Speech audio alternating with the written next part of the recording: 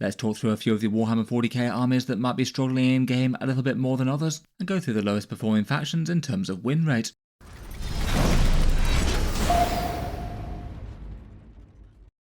Hello and welcome back to Auspex Tactics, where today we're talking through some of the potentially weaker armies in game, going through a few of them in turn, any obvious issues that they have, and a few of the things that good players are using to win games with them right now.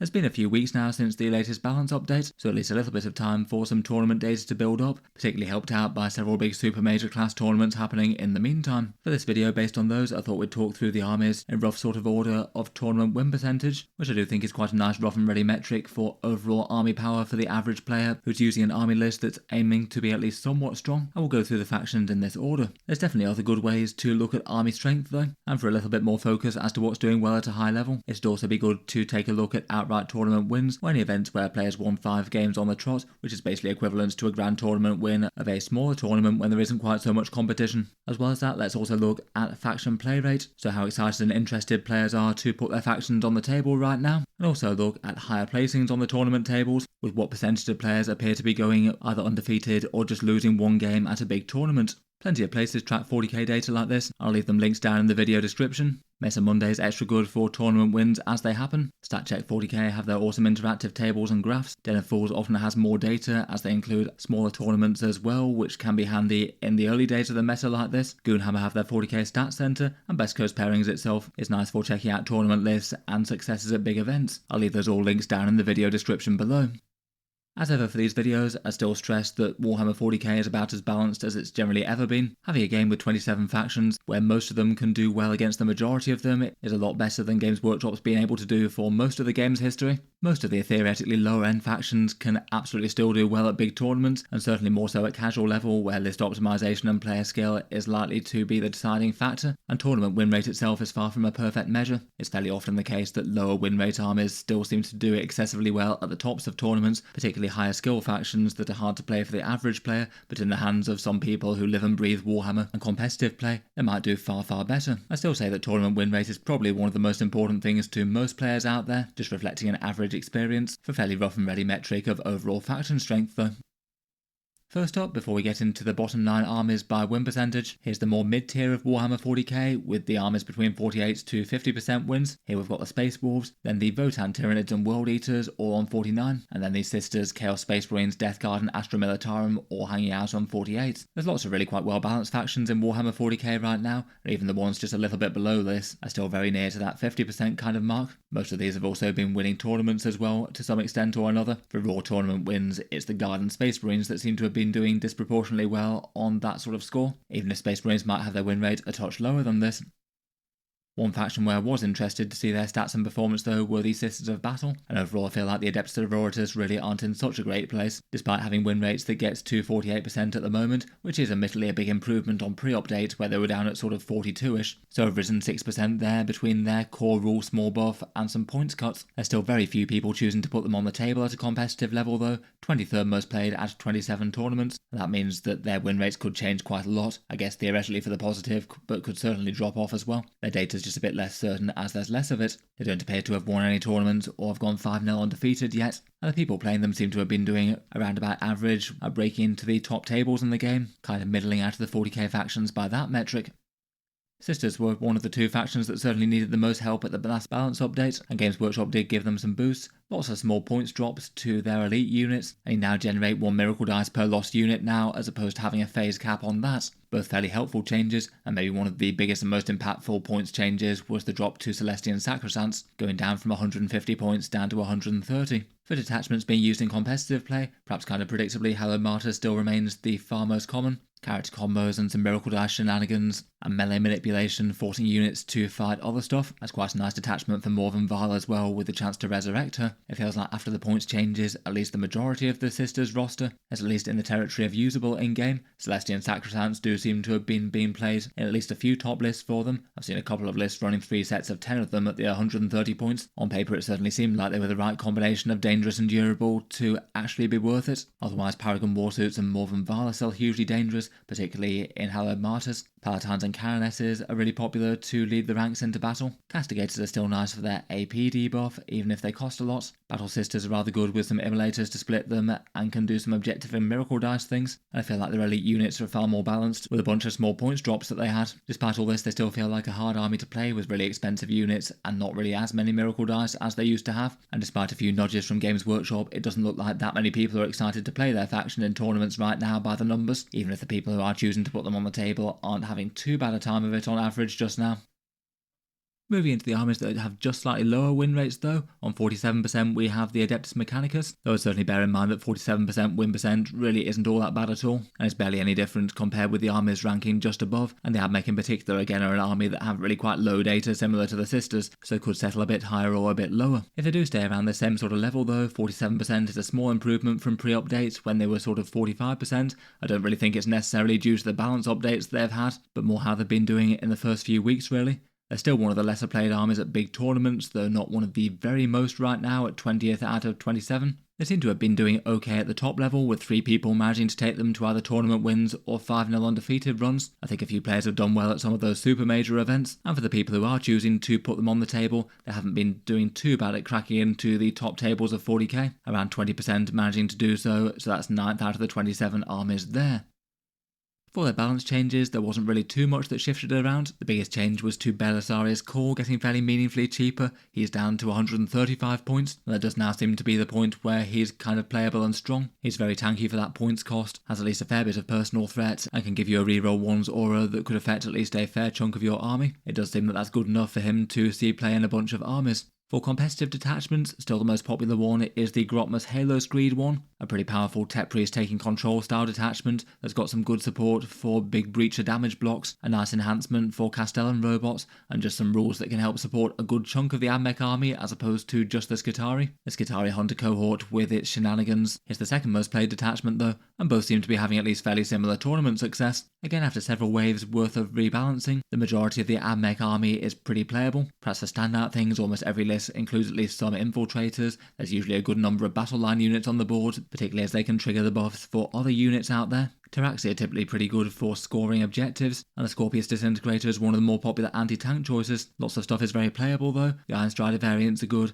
and Ross Stalkers can be quite nice with the advance and charge options they get. Admech still feels like one of the armies that's probably on the lower mid-tier of Warhammer 40k for most players though to me. Some cool combos, but ones that need a fair bit of thought put into them. Still a very expensive army to put on the table, which probably doesn't help play rates, and again maybe not too much outright excitement to play the faction right now. Despite being 20th out of 27, they're pretty evenly placed with a whole bunch of armies below them.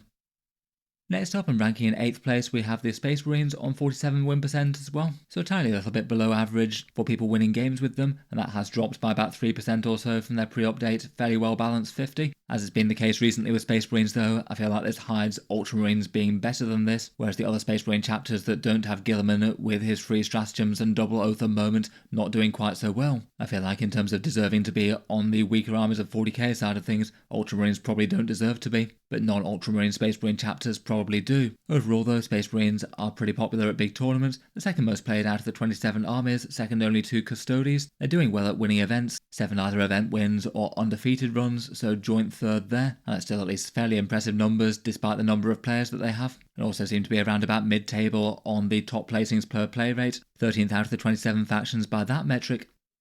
Space Marines did receive a bunch of nerfs in the past balance update. It definitely felt predictable that they dropped down a bit from where they were. The Ballistus Dreadnought and Vindicator both went up a bit, as did Company Heroes and Calgar. The Devastator Centurions with the Uriel Ventris combo in Vanguard was broken, though Centurions, Blade Guard and Fire Discipline got a bit cheaper. For detachments being used in competitive play, Gladius is now the most common by quite a way, and then Vanguard, Ironstorm and Firestorm all being played at least somewhat similarly after that, and some people making use of Librarius and Stormlance as well. Quite a lot of diversity in Space Marine lists that they're taking. If you want to play Space Marines competitively, the vast majority of people see Guilliman as an absolute auto-include at the moment. It's just kind of game warping with his double oath of moment, free stratagems being handed out, and his big melee threat, and often Marnius Calgar still backing him up with some company heroes in Ultramarines. With boosted oath of moment, lots of good Space Marine firepower units are still being put on the table. Vindicators and Ballistus Dreadnought still seem very playable, and present a fairly indomitable wall of 2+ saves for the opponent to deal with. Stormspeeder Hammer Strikes are quite nice for stripping cover in fire support, support. Depending on the detachment, different units will be taken, such as say some Inceptors in Vanguard, maybe some other melee combos in Gladius, or more tank support in Ironstorm, and then Space Marines have a whole ton of different supporting units with useful special rules,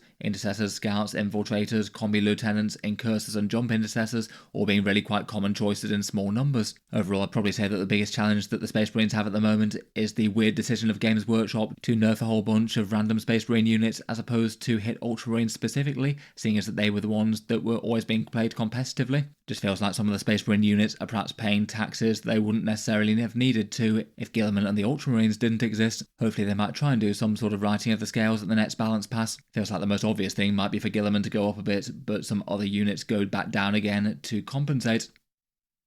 Before we move on, I'll just give a quick shout out to today's video sponsor in Titan's Terrain. One option among many to get a battlefield worth of Warhammer 40k terrain on the go. Their offering being quite different to most, with a really big focus on transport and ease of storage, basically having an entire battlefield that you can fold flat and fit in a box set the same size as a standard size board game. The general idea is that you have 12 cardboard tiles that fit together to make up a 45 by 60 inch board, the right size for a 1000 point or 2000 point Warhammer 40k. Each of those tiles unfolds and up pops a building, so you basically have a battlefield that can store entirely flat. It can be a positive for people wanting to take terrain sets around to friends' houses for games and things, or if you don't really have that much storage at home, and probably doesn't hurt for time-stretched folks as well, who don't have the free time needed to hobby up an entire battlefield worth of terrain, or want to preserve that hobby time for their armies. They have a few different designs available, and the whole folding design does come with a few trade-offs. I cycle back to them at the end of the video to talk through a few of those, but otherwise if you want to take a look over their stuff, there'll be links down in the video description, and a big thank you to them for sponsoring this video. Moving on with the list though, and again just fractionally below the sort of mid-tier armies, on 47% we have the Blood Angels, again more in the range of being fairly mid-tier, or might have had some element of a badly performing first few weeks. They certainly look like they've dropped off a bit in terms of win rates since pre-update. Previously they were more like on 51% or so. They still seem to be a very popular faction though, being 10th most played out of 27. They have got a couple of event wins or 5-0 undefeated runs. They might be breaking into the top tables just a little bit less frequently than some of their competitors, ranks 20th on that metric out of the 27 armies.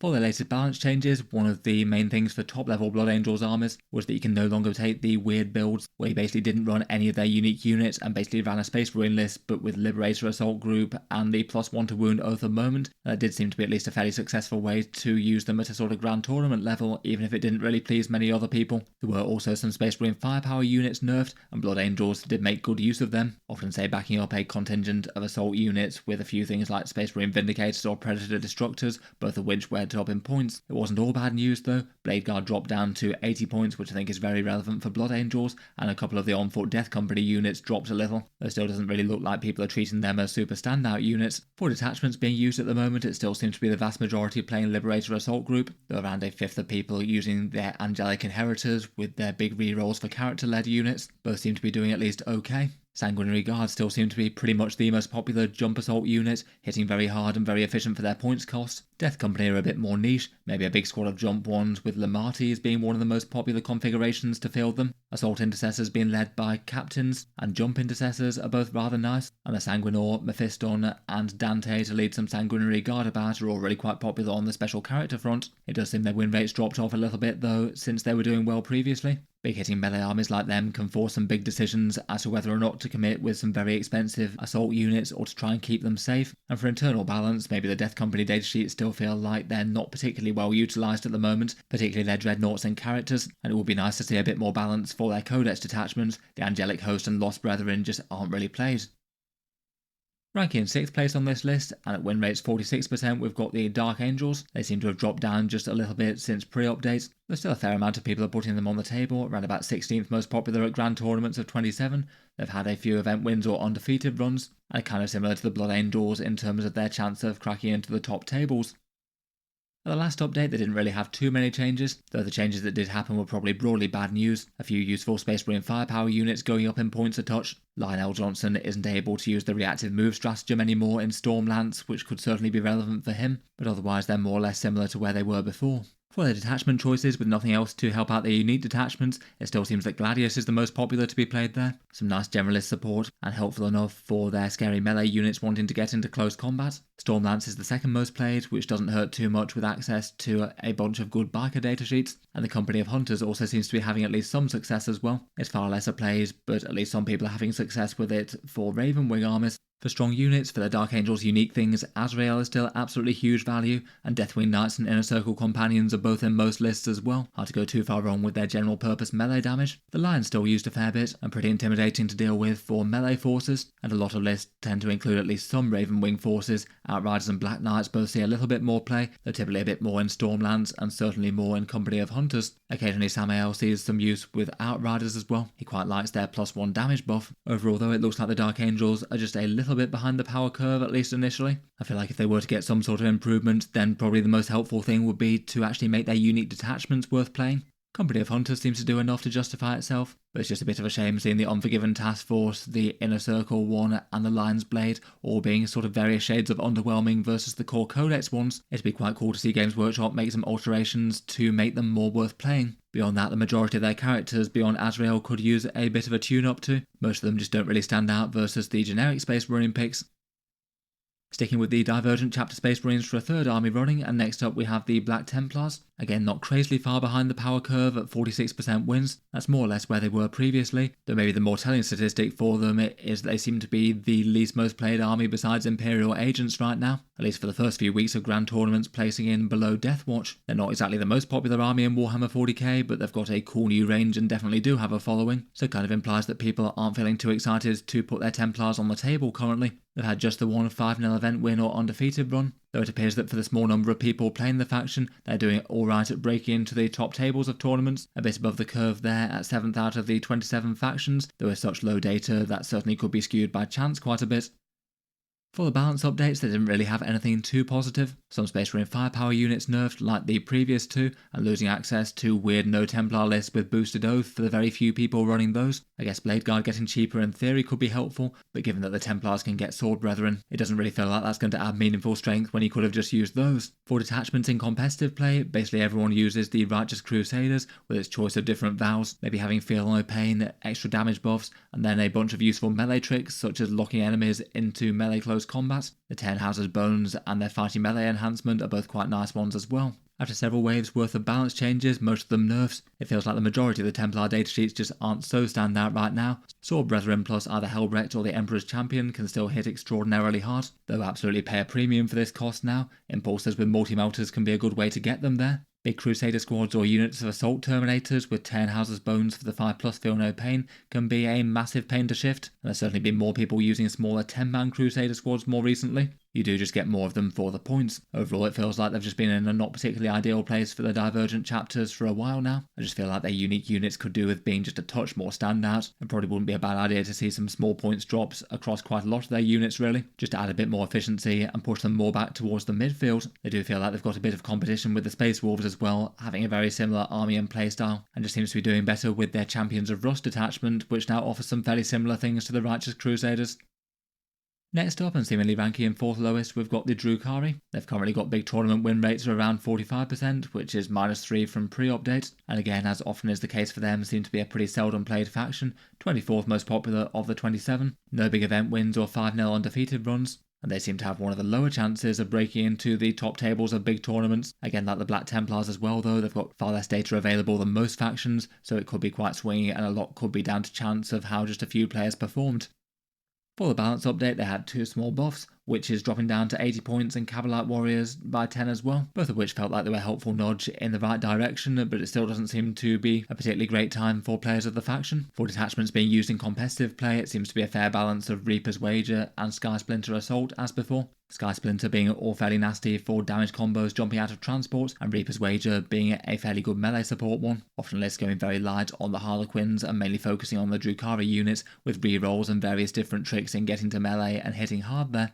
Most of the Drukhari datasheets are really quite usable, and lots tend to be good staples in competitive lists. A single Kronos is almost always there to farm up some pain. The Beastmaster can seize the midfield, Cabalites and Venoms are nice for sticky objectives, and even more cheap now. Lilith with some witches in a raider is a really common include. Mandrakes are nice for their infiltrate and fading away. Scourges can inflict some Dark Lance pain while not being shot back, and Ravagers are usable enough too. Talos are just fairly efficient units in their own right, and the Archon with Incubi can certainly hit hard and charge very far in Sky Splinter. They still felt like a bit of a hard army to play on the sort of lower power spectrum of Warhammer 40k for some time now recently. Some people still occasionally getting some good results with them, but generally with a sense of needing to punch up. Again, maybe a flurry of small points decreases or some sort of rules buff wouldn't be the worst to help them out.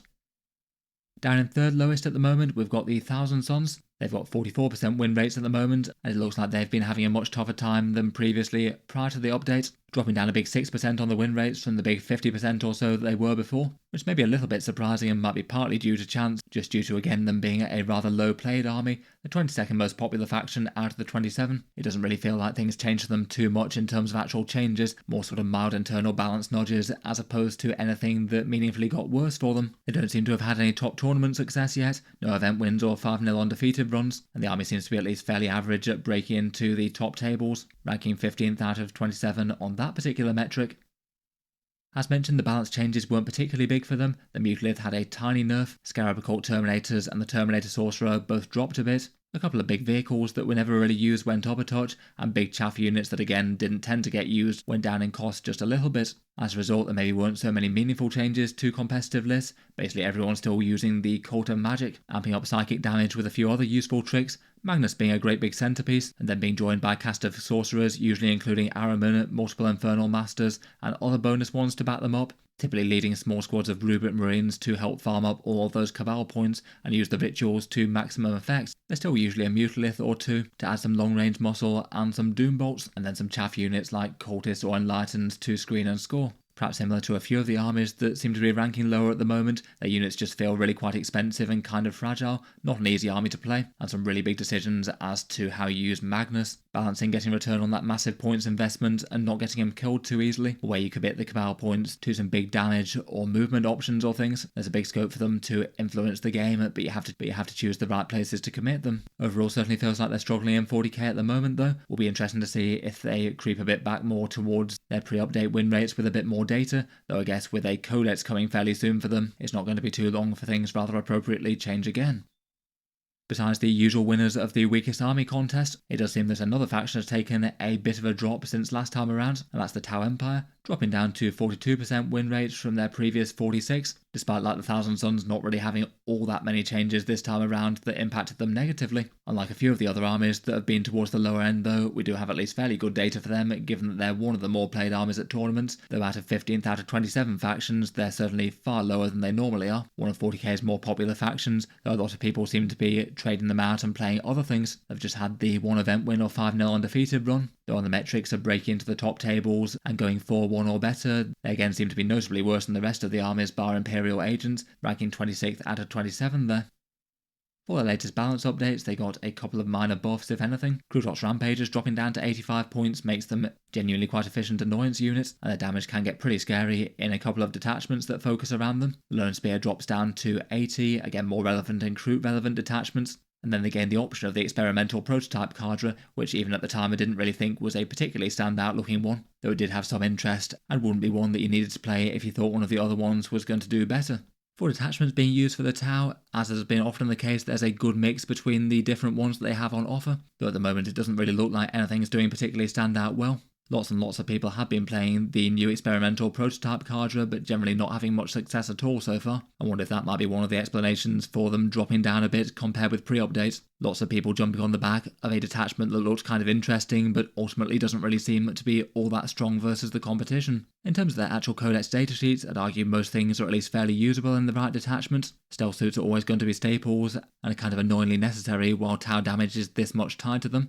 Crisis suits and commanders are good in most detachments, Devilfish Breachers can be good in Kauyon and Montcar, and the experimental prototype with the extra range potentially. Most of the big guns are usable to some extent or another, though I feel like there's a general sense that the Riptide would be a bit nicer if it was more of a threat and less of a just frontline sort of tanky unit. And Crute are a bit niche outside of the detachments that depend upon them. Carnivores can be nice for objectives, and Rampagers are now quite a lot of stats for a low cost if you want a countercharge unit though. In any case though, certainly looks like Tau Empire seem to be struggling as a faction more than most currently. There's definitely a fair few army issues and challenges that you can point at. They tend to be a little bit harder to play than average, given fragile shooting units that need to balance pushing up and scoring points and winning missions while still really wanting to remain safe if possible. The whole guarding mechanic has generally been seen as a weakness since the start of 10th edition, meaning that damage can drop off a lot if you don't have units that perfectly align to guard each other, and weakening split fire is also very unhelpful for some units out there. And the retaliation cadre certainly got a hit when the 3-inch deep strike stratagem became a 6-inch one, so you can't drop your fusion suits in melter range anymore.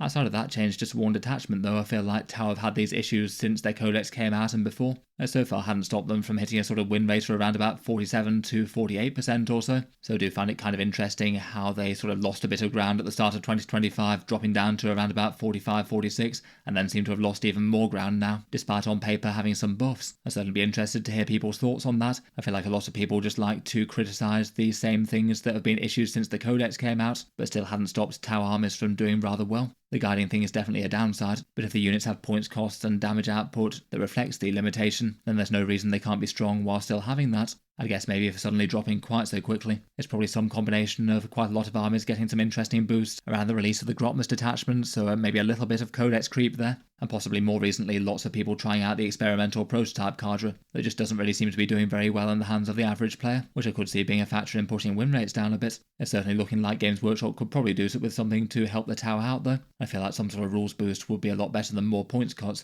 Lots of their units already feel just weirdly cheap and expendable on the battlefield compared with what you'd hope they'd be. Maybe things like Riptides and very cheap Crisis suits at the moment being quite good examples. Finally though, and they're still not the faction in 40k that has the most problems, as that's the Imperial Agents, who do seem destined to remain at the very bottom of the Warhammer 40k power rankings, as at the moment it just doesn't really look like Games Workshop's intending to balance them alongside the rest of the factions. The tournament stats for them, as ever, remain pretty meaningless. Looks like only 7 players took them to grand tournaments over the past 3 weeks. No one managed to go for 1 or better with them, as best I can tell. And even if including things like RTTs for more data points, the Den of Full stats have them at more like 41% wins, but given that's only across 70 games and maybe a slightly more casual meta than grand tournaments, it doesn't really show anything at all, and they could be vastly more or less powerful than that. As mentioned, it just doesn't really seem like Games Workshop is intending them to be balanced with the rest of the 40k factions. The only change that they had in the last balance update was the Colexus Assassin getting a bit cheaper. That looks like it's to reflect the 3-inch Deep Strike being nerfed to a 6-inch one, and some people have been using that in allied armies as a disruption threat that could either be a cheap lone operative or potentially cause some battle shock to stop enemies scoring objectives. It still tends to be a secondary choice to the Calidus though. If you want to try and make Imperial Agents work in competitive play, most people turn to the Imperialis fleet with its board control and movement shenanigan tricks, generally building around some Voidfarers units, maybe some infiltrating Deathwatch, and using things like Infiltrate, Deep Strike and their reactive move type things to make them hard to deal with. Otherwise, subduction squads are really quite tanky for the cost. Kyria Draxus is a good datasheet, stopping shooting and having some firepower, and the assassins are nice enough, particularly with the ability to swap between them. It generally falls to Deathwatch veterans, Grey Knights, or maybe some allied Armigers or Canis Rex if you want to have some damage output that can threaten tough stuff though. As has been the case for them for a long time, they've really just been waiting for Games Workshop to give them a core rules boost if they feel like it. They just can't really deal with tanks and vehicles right now. Don't have a proper faction rule besides allying stuff in, and the order-specific detachments are really quite weak as well. Fingers crossed at some point Games Workshop might start treating them like a mainline 40k faction and give them the bare minimum that is a detachment rule if you field them individually, but at the moment they haven't been. Finally, here's just a few charts of what looks like the lower end of the 40k meta. Here's the bottom 15 armies by win percentage. Looks like Tau Thousand Sons, Drukhari and Black Templars having a worse time than most, and of course Imperial Agents having the worst time of all. These are the sort of high placings by play rate sort of percentage, so the percentage chance of the army breaking into the top tables for 40k. As you can see, Tau Empire seem to be notably lower than a lot there. Chaos Space Marines also looking like they're lower than most by this metric, at least at the moment, and kind of interesting that this one just doesn't track enormously well with win rates. We've also got Adeptus Custodes here, which are the most played faction in 40k at the moment. Same with Death Guard and Chaos Knights, which maybe doesn't feel too crazy surprising, with some of their reputations being sort of like gatekeeper armies, that a lot of factions might just struggle to deal with their stat check but have a little bit less scope for clever manoeuvres. Finally, here's the number of tournament wins or 5-0 undefeated runs that the factions have had, this one being really quite random and very dependent on individual players' performance. I would say it's far more used for the top end of the meta than the bottom end, but I feel like you can see the armies that are being played and winning a lot versus the ones that really don't seem to be standouts. Finally, here's the lowest 15 for the army play rates. In terms of the actual numbers of these though, it looks like 20 through to 26 are all really quite similar in terms of the number of people taking them to tournaments. So that's Admech, Space Wars, Thousand Sons, Sisters, Drukhari, Deathwatch and Black Templars, all of them generally being at least fairly niche factions in their own right within 40k. But certainly don't seem to be being played any more than normal. It definitely depends on people playing the army though. Very few people collect Deathwatch, given that Games Workshop just have been supporting them in a really weird way or just flat out cutting them out from the game recently. So perhaps just the fact that they're on the same sort of level as these more supported factions shows they've got a bit more interest than normal. They do seem to be doing at least fairly well on the tournament scene. In any case though, let me know your thoughts down in the comments. Which armies would you rate as the weaker factions in Warhammer 40k right now, and what should be done to help them, if anything? And finally, before I go, I'll just cycle back to the video sponsor in Titan's Terrain. As mentioned, it's one option for an easy to store and transport 40k battlefield made with their folding cardboard tiles. As mentioned, I'd say that it is a terrain set that's got more obvious pros and cons than most, the big positives being that it's really easy to store and really easy to transport, all fitting inside a box set the same size as a normal board game. Of course, it's far cheaper than a whole board of Games Workshop terrain, and at least somewhat comparable to MDF in kind of costs, and for people without a lot of time, it's quite nice that it doesn't need painting or assembly, it's ready to go immediately. For main disadvantages, it is a fair bit less sturdy and hard wearing versus say plastic or MDF, given that it's made out of cardboard and designed to fold flat. You do need to give it a bit of looking after. The grid layout can cause some problems for 40k 10th edition games. It maybe can create just a few firing lanes. It might not be the worst just to have maybe one or two extra small ruin bits to break up the firing lanes there. But in general I think it does well enough for more casual games. The buildings might also not support models put in the top floors of them quite so well compared with other terrain sets. They are made of cardboard once again. It definitely has some trade-offs, but I do think it'd be the right terrain set for some people. For the specific sets they have on offer, there's a Forgotten Furnace one, all Chaos Foundries and glowing runes and things. There's a more standard cookie cutter, Shattered Hive / Ruined City type affair, lots of bombed out buildings and armoured containers and things. An Overgrown Capital one, which has got ruins that could be more applicable both to a fantasy or a far future setting. And then each of those has a great big building where you push two tiles together that can be bought as an expansion set, either a cathedral type one for two of them, or a great big spire thing for the Chaos Foundry style one. In any case though, check them out, links down in the video description if you'd like to take a look, and a big thank you to them for sponsoring this one. I'll leave that there for now though. Feel free to subscribe to Auspex Tactics if you'd like to see more like this. I'll certainly keep the regular 40k videos coming, with new ones out just about every day. If you'd like to support Auspex Tactics, there's discount links down in the video description for a whole bunch of Warhammer stores around the world, and the channel's Patreon page as well if you'd like to support more directly, including seeing a few benefits such as certain videos early, and entry into the monthly prize giveaways. A massive thank you to anyone supporting there, and a huge thank you for listening in general. I'll hope to see you guys next time.